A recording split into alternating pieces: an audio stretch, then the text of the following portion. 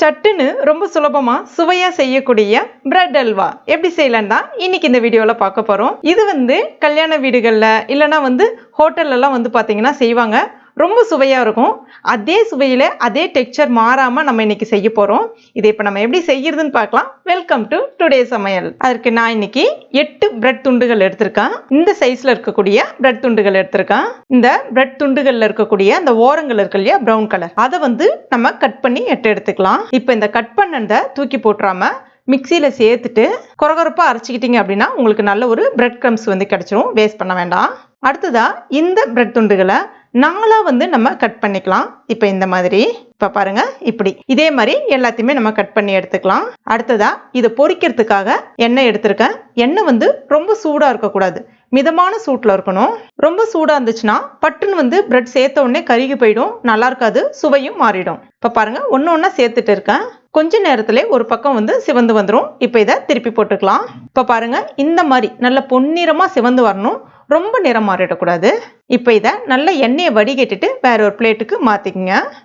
அடுத்ததா இந்த கப்பால ஒரு கப் அளவுக்கு நான் சர்க்கரை எடுத்திருக்கேன். இது சராசரியா 75 கிராம் அளவுக்கு இருக்கும். கூடவே இதே கப்பால 2.5 கப் அளவுக்கு தண்ணி சேர்த்துக்கிறேன். இது கொஞ்சம் இனிப்பு சுவை கூடுதலா தான் இருக்கும். உங்களுக்கு கொஞ்சம் குறைவா வேணும்னா சர்க்கரையினுடைய அளவை நீங்க கூட்டவோ குறைக்கவோ செஞ்சுக்கலாம். இப்ப இந்த சர்க்கரை கரைஞ்சிட்டு நல்ல ஒரு கொதி ஒரு 5 நிமிஷம் கொதிக்கணும். அதாவது சர்க்கரை கொதிக்க ஆரம்பிச்சு ஒரு 5 நிமிஷத்துக்கு நல்லா கொதிக்கணும். இப்ப பாருங்க, சர்க்கரை நல்லா கொதிச்சு வந்திருக்கு. ஒரு 5 நிமிஷம் ஆயிடுச்சு. இப்ப நம்ம பொரிச்சு வச்சிருக்க அந்த பிரெட் துண்டுகளை இதுல சேர்த்துடலாம். ஒன்னொன்னு சேருங்க. சேர்த்துட்டு ஜஸ்ட் அது முழுகிற அளவுக்கு இந்த மாதிரி அமுக்கி விட்டுக்குங்க. இப்ப பாருங்க, நல்லா அந்த சக்கரை பாகோட ஊறி நல்லா வெந்து வந்திருக்கு பிரெட். ஒரு தடவை இந்த மாதிரி அந்த கட்டிலாம் கொஞ்சம் இருக்கும் இல்லையா, அதை உடைச்சு விட்டுக்குங்க. இப்ப இந்த ஸ்டேஜ்ல கொஞ்சமா ஏலக்காய் பொடி சேர்த்துட்டு ஒரு முறை நல்லா கலந்து விட்டுக்குங்க. அவ்வளவுதான். இப்ப இது ரெடி ஆயிடுச்சு. அப்படியே எடுத்து ஒரு வாரம் வச்சிருங்க. அடுத்ததான் ஒரு தாளிப்பு கரண்டி இல்லைன்னா தாளிப்பு கடாயில 1 டேபிள் ஸ்பூன் அளவுக்கு நெய் சேர்த்துக்குங்க. கூடவே ஒரு 10 இருந்து 15 முந்திரி பருப்பு உடைச்சு விட்டுட்டு சேர்த்துக்குங்க. முந்திரி பருப்பு நல்லா சிவந்து வந்த பிறகு இப்ப நம்ம ரெடி பண்ணி வச்சிருக்க அந்த அல்வால சேர்த்துடலாம். அவ்வளவுதான். மணக்க மணக்க சுவையான சட்டுன்னு பிரெட் அல்வா ரெடி ஆயிடுச்சு. சில பேர் இதுல பால் சேர்த்து செய்வாங்க. அந்த மாதிரி பால் சேர்த்து செய்யும் போது உங்களுக்கு இதே டெக்ஸ்சர் இதே நிறம் கிடைக்காது. அதே மாதிரி அந்த ஒரு நாள் 2 நாள்லயே அந்த பால் சேர்த்து செஞ்சீங்கன்னா கெட்டு போயிடும்.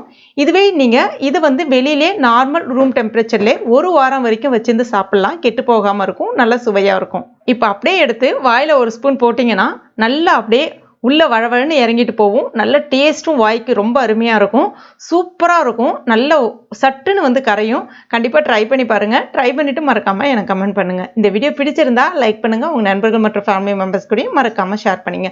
மேலும் இது போன்ற டேஸ்டி ரெசிபிகளுக்கு நம்ம டுடே சமையல் இது வரைக்கும் நீங்க சப்ஸ்கிரைப் பண்ணாத நண்பர்களா இருந்தீங்கன்னா உடனே சப்ஸ்கிரைப் பண்ணீங்க. கூடவே மறக்காம அந்த பெல் நோட்டிஃபிகேஷன் சிம்பிளி பிரஸ் பண்ணீங்க. தேங்க்யூ.